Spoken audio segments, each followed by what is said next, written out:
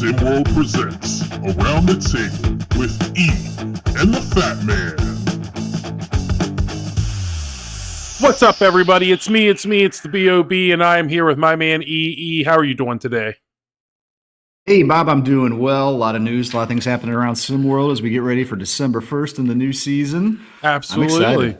Absolutely. We're just under a month away. Really excited. We got 4 great regions to look at, and I figured maybe we can go ahead and get that started. The coaches kind of started it yesterday. They took a look at the Neo region, but we're going to go to, I hate to say it this way, Eric, we're going to start with what we assume is going to be the worst region of all of the regions. I know. I hate to say it that way. Which is that, Bob? Which is that? I think it's going to be the Founders region. And I'm just kidding. We're going to go ahead and take a look at the InterContinental region. And I think there's some talent there. It's just I don't know if they're as talented on each team as all the other regions. But before we get into that, this is Around the Table with E and the Fat Man. That is E. I am the Fat Man, and this is the podcast where we talk about whatever we want. And kind of already gave it away. So, E, what are your thoughts heading into the season for the Intercontinental region? I mean, we have Africa, Asia Pacific, Atlantis, Middle East, Europe, Oceania, Latin America, South America. There's a lot of I'm sure there's a lot of all of them are warm places. And that's probably, for most people, that's probably all you're going to get out of these teams. Most of them. Europe, Atlantis, maybe a little bit off the chart there with London. I've spent some time there. You can be warmer than London. But all in all, not bad. I'll tell you what, Bob, what I think is actually, I expect the international teams to warm up a little bit in Season 2. I think things might get a little bit spicier with them. I actually expect that, unlike our first 2 seasons, I really think that in Season 2, you're going to see the top Intercontinental Region teams really kind of competing on a pretty equal footing with everybody else out there. Not to say that the division or the region, more to correctly speak, isn't going to top to bottom, have some warts on it, particularly at the bottom. And I might even have a team or two that I think is going to be at the bottom, might surprise some people. But, there's going to be some teams that struggle down there. But look, I'll just kind of kick things off here by talking about who I think is going to be the strongest of the Intercontinental teams and who I expect to come out and win this region this year. And even more than that, make some noise and do some damage at the end of the year in the race to 1. Look, I know a lot of people out there have been talking up Oceania.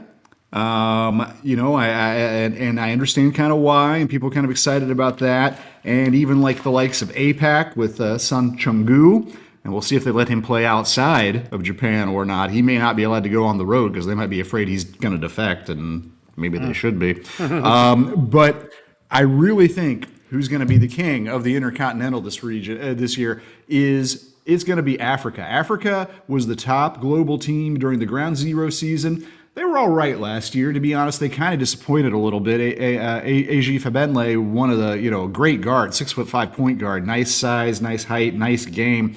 But somehow Africa didn't pull it together last year.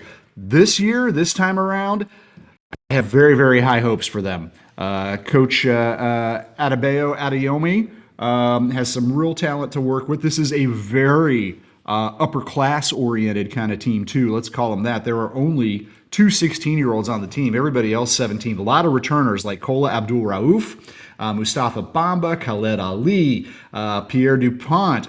And then you've got newcomers too. The 2 Israelis, as big names as anybody in this mix, Jordan Kausu and Ethan Letterman Jr. Nice little backcourt guard combo there that are really going to bring some shooting to this Africa team. And I honestly think that was the missing piece for them. They've got everything else. They got good bigs, Khaled Ali, Abraham Kasongo, both guys coming back, veterans. There's a lot of really good wings on this team. And let's talk about Kola Abdul Rauf at the head of that list, perhaps. I think people have high expectations for him, and rightly so, as well as the American, Pierre Dupont. who chose to come back to Africa this year. There's just not a lot of weaknesses on this Africa team. Good post defenders, good athletes, good at good passers, and with the Israeli combo led by Letterman, some outside shooting too. I think Africa is going to pretty easily end up on top of the Intercontinental this year. And like I said, I expect them to be in there battling at the end of things when we get into the race to one. It's hard to argue really anything there. I mean, they have some very, very good player. Well, they have a very, very good player in DuPont. Him returning was huge. Bringing in Ethan Letterman, and then obviously Abdul Rauf and Amara Fua. I mean, they've got some solid players, but again, DuPont is going to be the key here. The reason we saw that big step back from the Ground Zero season to season one is what made them stand out in the Ground Zero season was their size. And yeah, they had huge size. All of SimWorld Prep caught on to that, and there was very few teams that didn't have it felt like there were very few teams that didn't have at least a 6'10", 6'11" kid on their team. So that mold was kind of broken after the Ground Zero season, after they defeated Cascadia, at the time Pacific Northwest Select. But yeah, I have Africa up there. I actually think it's a 2-team race here with a dark horse, and then all right. Well, let's just throw the ball over into your court, Bob. Who do you think is going to compete with Africa for that top spot? I think it's going to be Asia Pacific, regardless of what happens with Chengdu. I mean, they have some very, very good players. They return Kai Nubi, they return JD Reyes, they return Victor Soto. Those are 3 very good players. They have every Fields family member in the history of Tokyo. They do. They got the magnetic fields. They got the Elysian fields. If you know your Greek mythology, they got every fields that you can get. Yeah, and just overall, so the chemistry, at least, I feel like the chemistry of the new kids coming in, it's going to be there because they've been playing together all their lives. But then you also have the chemistry of that 3-headed beast, Nubi, Reyes, and Soto returning.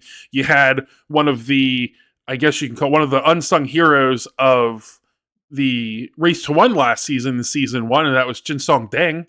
I wish that, I think it would be a runaway for Asia Pacific if they would have been able to hold on to George. But he's gone. He didn't return. But he was also another one of the, it was really the big show in the Race to One for Asia Pacific. And again, they got Leonardo Fields is there, 6'11". Again, Deng returned. He's sitting there at 6'8". But yeah, I mean, some of the new guys, Oliver West. Again, I keep calling them all the Fields. I'll just keep calling them the Fields. But we got Devin, Le'Veon, Hiroto, and Leonardo. I mean, we got Fields foursome. Yeah, the Fields foursome. Always go to alliteration whenever you can, Bob. I think they just return too much talent for me to be able to hand it off to Africa yet. Again, Africa has a very good player in DuPont, but Kai Nubi is one of the top players in all of SimWorld Prep. And again, DuPont is too, but Kai Nubi's more refined. JD Reyes, again, one I think, unfortunately, were they brothers? The other Reyes, I can't remember, but the other Reyes left last season, obviously along with Coach Reyes. Yeah, with Coach Reyes. It was always a little unclear how deep the Reyes ties went. But. Yeah, I know the coach had no relation, but I can't remember if the Reyes on the team did. I think they might have been brothers, cousins. I don't know. West Virginia, it's all the same thing. Anyways, yeah, I just think that Asia Pacific is to me, they are the favorite, but Africa is going to be there, and I won't be surprised if they do beat out Asia Pacific for the Intercontinental Region. But I think that Atlantis is they're my dark horse. I think they have a chance. Again, I think the key is always going to be size. Who has the size to slow the other team down? And Atlantis, they brought in a little bit. They have a little bit. They got Sean O'Reilly Jr. And Keontae Smith, 6'10", 6'11" kids there. They brought in the shooter, Kenneth. Geez, I'm starting his name all together. We'll just call him Kenneth. First name and last name together. Kenneth Klum. got him. Zillerman returning. Pearson's there. I just think that because of their size, they're going to be able to compete. I just don't know what we are going to get from Kenneth yet. And I think he is the key to Atlantis. So I think the clear tops that we have is Asia Pacific and Africa. With Atlantis, they're gonna be sniffing it. I don't know if they're going to push the bounds this season, but I do think that they have the opportunity to break into that top 2 and fight for that top spot of the Intercontinental Region.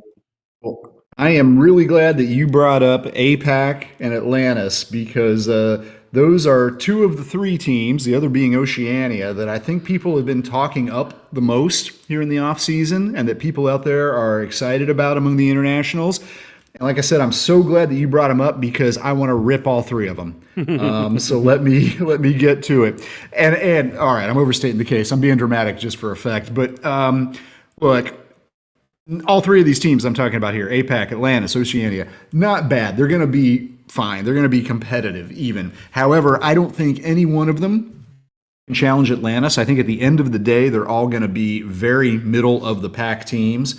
Let's talk about APAC for a minute. You talked about Leonardo Fields, who's the big thumper of the field, 6'11", 200-pounder, 16 years old. And you know what? He's a good defender, good athlete. I really worry that APAC just has very little front court depth behind him. They got Jinsong Deng, and I do like Deng. I like Deng and Fields as the starters. If they get the littlest bit tired or pick up a second foul, I don't know where Coach Shiro Lee goes to on his bench to find any kind of help here. There's a lot of nice wings on this team. Kai Nubi, JD Reyes, Victor Soto. There's some good guards being brought in. Son Chungu, although he can kind of play as a wing player too. Devin Fields, Lavian Fields, Oliver West. It's not the talent, but this is a oddly constructed team that is also, quite frankly, not going to play a lot of defense, I don't expect. I think they'll be able to score, but I think to win most nights, most days, they're going to have to outscore the other side, because they're not going to clamp anybody down. I just can't see it. And to turn it over to Atlantis, that is one of my... it's kind of actually a mirror reprint in terms of, my criticisms of Atlantis. Once again, just not a team that is very invested in defense, I don't think, particularly out on the perimeter. You return Keontae Smith, who is a decent big man. He's experienced, the only American on the Atlantis squad. He's an Arizonan. But behind him, you've got a 15-year-old Sean O'Reilly, 6'11", 200-pounder. He's got the size, but to be honest, his game is just raw. It is like a black and blue steak, folks. It's just not there yet. It's just not cooked. And yeah, beyond him, where do you go? You've got Parmencini and Otter Patterson. Although, let me talk about Otter Patterson. I'll actually end my Atlantis chat on this note. They got Otter Patterson and Jalmar Peterson. Actually, I don't have terrible things to say about these 2 players as individuals. What I will say is that when your team includes 2 people from the Faroe Islands, and there's like 15,000 people on the Faroe Islands to begin with, you're in trouble, I think. So, that's like having an American, I don't know, like an all-star team playing basketball in some kind of tournament over here. And, you learn that 2 of the players are from Wyoming. It's like, what? How'd that happen? You got 2 starters from Wyoming. That's either a sign there was something freaky happened in Wyoming that year, or we're in trouble. I think Atlantis, you're in trouble. And let me finish off my criticism of contenders. And once again with the alliteration, Bob, I love it. But my criticism of contenders segment, I will end here with Oceania. Once again, there's a lot of names to like on this team. They're bringing back a vet. Well, they're not bringing him back, but Jackson Whitlock, coming back. There's one of many talented Australians. There's a lot of real Australian talent out there, and Oceania, Coach Myers doing a good job of pulling it together. Travian Abbas, we saw him as a 15-year-old last year. Loads of potential. Joe King Jr. and Giovanni Conwell were decent. Musa Michaud had his moments. And, they've got Damian Luffy as well, an American import who people are really high on.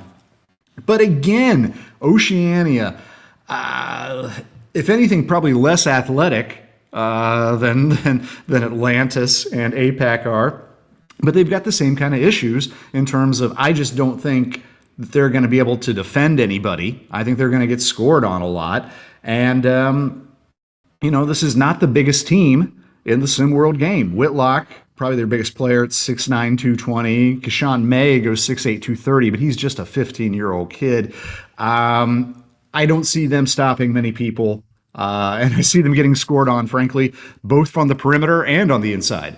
I just don't see how they're going to hold teams to much under 75, 77 kind of points a game. And in a 32-minute-a-night SimWorld format, that's not going to get it done. The bottom line is, I don't want to say I hate these teams, because I don't. Again, I think they'll be middle of the pack. But recalibrate your expectations. At the end of the year, Oceania, APAC, and Atlantis are not going to be there. At least that's how Lava sees things before we get the season rolling. Yeah, I'm pretty sure, this is obviously my opinion, there's three groupings for the Intercontinental Region. Again, I have clearly, for me, Asia Pacific and Africa are up there. And then again, Atlantis, I think they're a dark horse. All the rest of them. You brought up Oceania, Europe, Latin America, Middle East, South America. I think they're all there. I don't think any of them have a chance. I hate to group them all together, but I don't think any of them have a chance. I do think Oceania has a little bit of a better chance than you're saying, or that you think. Okay. Actually, you know what? Disregard that. I forgot their disregard that. Took a look at their average size, and while they are huge for what would be a high school team, they are not going to be able to contend with any of the big dogs. They're going to get SimWorld's a more elite level. Yeah, that's right. But again, they got Beauchamp, King Jr. Luffy has been a star of the offseason. People were talking him. He's only ranked 61, which is surprising to me with how much people have talked about him. But when you look at all the other teams, you talked about them enough. I'll just move on. You got Europe, who outside of Ivanov, they brought in Zodorn, Ty Merka. There's not a whole lot there for Europe. It's going to be all set on, is Ivanov going to be able to... He's going to have to be better than what we saw from Henrik Vekic. He's going to have to be better. Yeah. Right now, at 16 years old, he's going to have to be better than him for Europe to That's be able to... That's a tall order. It is. Tall order. He's 7'2". Anyways, I like Carlos Buffini. He's back for a third season in SimWorld Prep, but he dropped off so much from the Ground Zero season, which the entire Europe team did. If we're to be fair, all of them fell off. I just don't see enough from Europe to be able to contend. And then you look Latin America, lost their best player, joined Coach Bellardi with H-Town Hoopers. They brought in Richard Hennessy, which again kind of helps that size, and they have Hans Pierre. But outside of that, Ravello, I don't think he's a bad player. I don't think he's going to be a focus. And then they brought in Xavier Hawkins and Tavion Jones. But I think that they have the pieces there, but I don't know if Coach DeLeon is going to be able to put it together. Latin America. Go ahead. I'm not going to steal your segment here, Bob. But while you're talking about LATAM, I will make one quick comment, which is that for me, Latin America is the team that could surprise among the internationals. And do I mean I expect them to win the race to one, be one of the last four teams in that, or even win the Intercontinental Region? No, I don't. And I don't think they will. But in terms of exceeding expectations, let's say, I'd put them pretty high on my list for, I think, being able to do that, because I like some of the pieces they have brought in. Big Richard Hennessy anchoring things in the paint, of course. And you talked about Hans Pierre from Haiti, who will probably be backing him up in the post. But Tavion Jones and Xavier Hawkins, really good additions to this squad.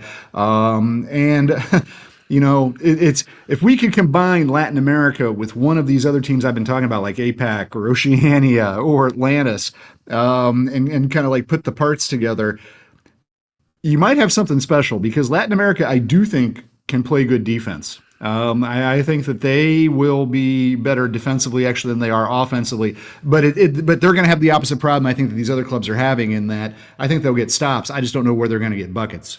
Yeah, I mean, as I sit here, as we talk, and as I really look over the roster, I'm actually going to move them out of that bottom five, and I'm going to move them into my dark horse category with Atlantis. Yeah. Oh, I'd like to think it's my influence, Bob. I'm looking over the team again, and I just think, including some of the returning players, obviously Castaneda, he didn't do.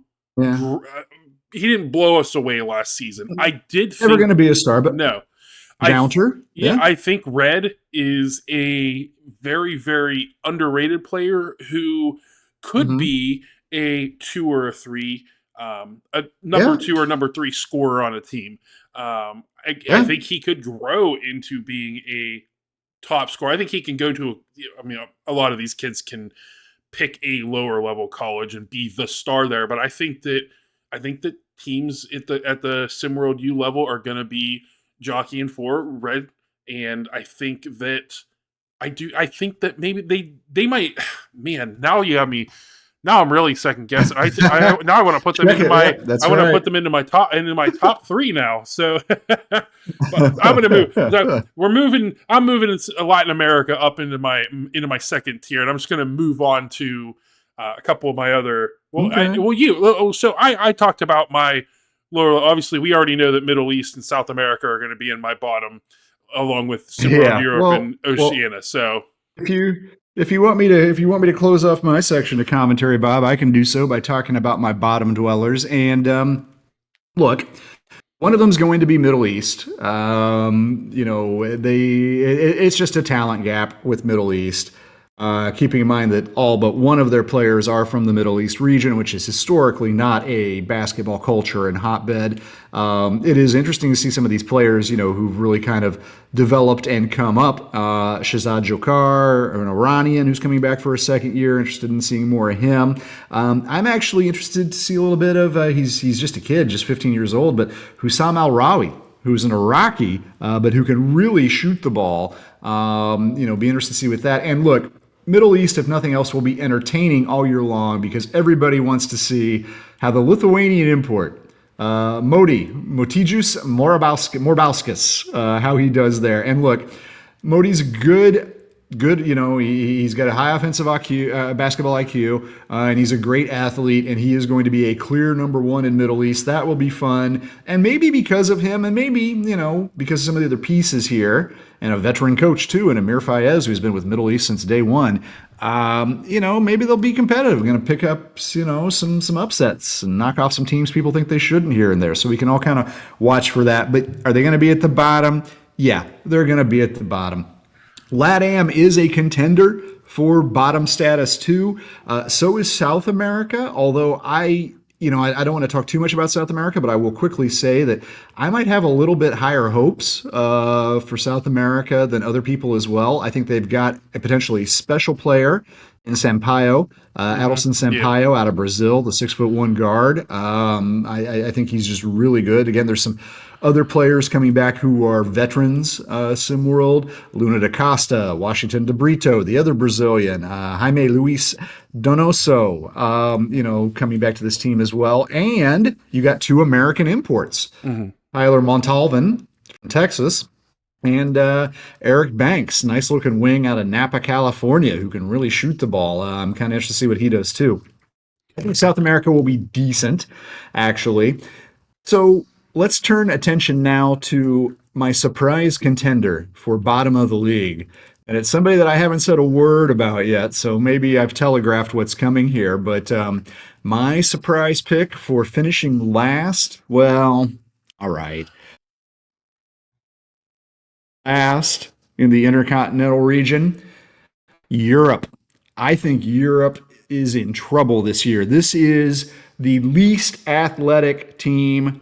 There is not a single natural athlete on the entire SimWorld Europe roster. Much like the APAC, Oceania, and Atlantis criticism I made earlier, you can make the exact same one about Europe. They cannot play defense. They are going to get scored on with regularity. They are going to have a very hard time containing people. And for a team that's actually loaded with a lot of, high IQ guys, good passers, guys that see the floor well and, really kind of know how to run Coach Kostov's offense, etc.